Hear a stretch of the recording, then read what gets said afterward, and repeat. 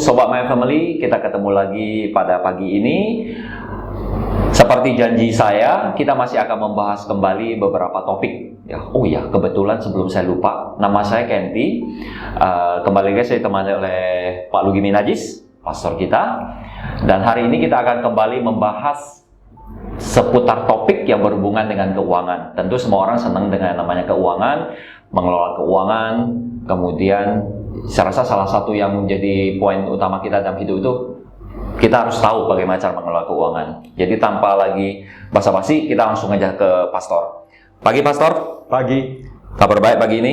Luar biasa. Wah, senang saya. Oke, pastor kembali lagi melanjutkan topik kita yang terdahulu kita cerita tentang keuangan.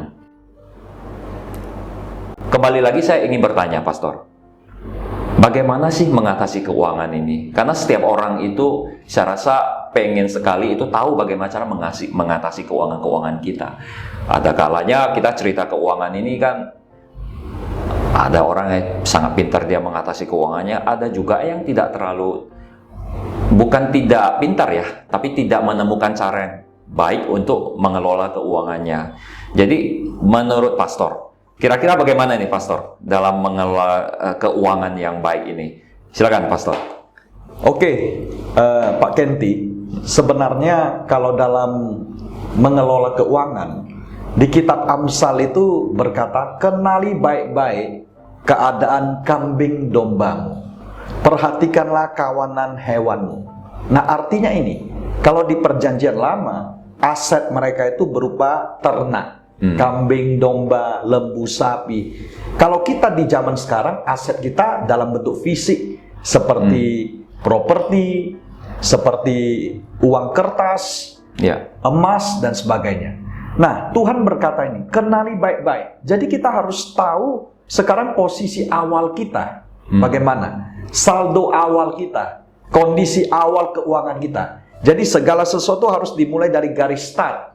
Dalam perjalanan keuangan kita juga kita harus tahu sekarang posisi kita, berapa keuangan yang kita miliki, berapa aset yang kita miliki.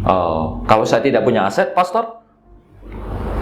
Kalau pertanyaan tidak punya aset, itu juga sebenarnya garis awal. Berarti kita harus punya goal, target kita. Kalau sekarang itu mulainya tanpa memiliki apapun, apa yang mau kita raih? Apa yang kita mau capai? Nah, masalah utamanya banyak orang tidak memiliki goal, target atau tujuan, sehingga mereka istilahnya seperti berjalan di tempat dan tidak ada kemajuan. Kalau cerita seperti itu, pastor ya kita cerita tentang goal, saya setuju. Banyak orang itu tidak menentukan apa sih tujuannya, apa sih goalnya, sehingga dia tidak bisa menentukan garis startnya itu ada di mana. Saya setuju kalau itu. Dan memang banyak orang seperti itu. Tetapi ada juga orang yang sudah punya banyak aset dan tidak tahu menentukan garis startnya. Itu banyak juga orang-orang seperti gitu. Kalau menghadapi orang seperti itu, dalam prinsip Alkitab itu sendiri, menurut pastor itu harusnya bagaimana, pastor?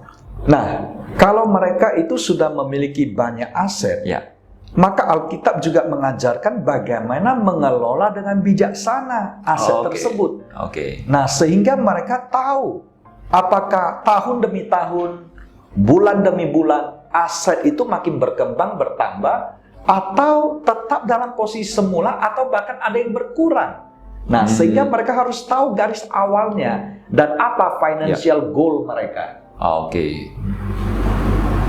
Saya baru semalam ketemu orang pastor. Jadi dari hasil ceritanya itu, dia cerita tentang titik balik dia. Jadi seorang Kristen, jujur. Jadi kita bertanya kepada dia, apa titik balik kamu jadi seorang Kristen? Rupanya dia mengatakan, biasalah ya manusia, kalau sudah susah baru cari Tuhan ini. Kalau tidak susah nggak cari Tuhan.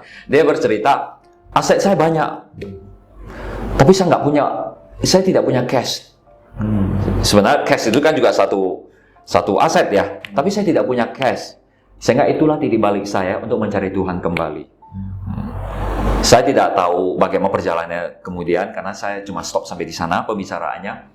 Pastor, kalau hari ini kita hanya punya aset, tidak punya cash, menurut pastor dalam kekristenan, dalam Alkitab itu jujur bagaimana sih kita harus mengelola itu? Karena ada orang itu memang senang banget beli aset, ya, rumah, tanah, banyak sekali. Tapi begitu kita memerlukan uang yang dalam cash, itu mereka tidak punya. Nah, dalam prinsip Alkitab, dalam kekristenan, seberapa pentingnya kita harus pintar mengelola yang jangan terlalu banyak aset yang tidak bergerak, dan uang itu harus ada juga. Jadi tidak hanya membeli aset. Jadi dalam prinsip kekristenan dan Alkitab itu bagaimana menurut Pastor? Ya, ini pertanyaan sangat menarik. Karena kalau di zaman sekarang ada perbedaan antara orang kaya dengan orang yang memiliki uang. Oh, oke. Nah, apa bedanya? Ada orang yang disebut kaya, banyak aset, tapi asetnya itu aset yang tidak liquid. Jadi tidak lancar, tidak bisa segera diuangkan. Jadi kita harus tahu aset itu ada dua tipe. Ada current asset, aset lancar. Artinya aset yang langsung bisa diuangkan. Contohnya uang kertas atau emas itu bisa langsung diuangkan. Nah, saham juga demikian. Namun ada aset yang tidak bergerak. Contohnya itu adalah inventaris, mesin-mesin, atau bahkan properti dalam kondisi tertentu akan sulit untuk langsung bisa dijual untuk menjadi uang. Nah, oleh sebab itu kita harus bisa balancing antara aset yang lancar dengan aset yang fix yang perlu waktu untuk bisa diuangkan. Oke. Jadi ternyata dalam Alkitab itu sebenarnya banyak sekali yang sudah dibahas ya. Betul. Yang kalau kita benar-benar membaca, mengerti, itu akan banyak sekali yang mengajarkan kita bagaimana kita harus bertindak dalam kehidupan sehari-hari, termasuklah dalam keuangan ini. Benar ya, Pastor ya? Oke, terima kasih Pastor. Sobat My Family,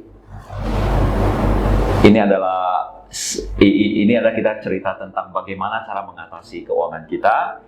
Tunggu kembali ke episode berikutnya. Kita akan cerita kembali lagi ke hal-hal yang lain lagi. Tentu tetap dalam keuangan. Dan jangan lupa ikuti terus channel kita Inspirasi Kehidupan. Dan jangan lupa subscribe. Salam hebat My Family. Tuhan Yesus memberkati.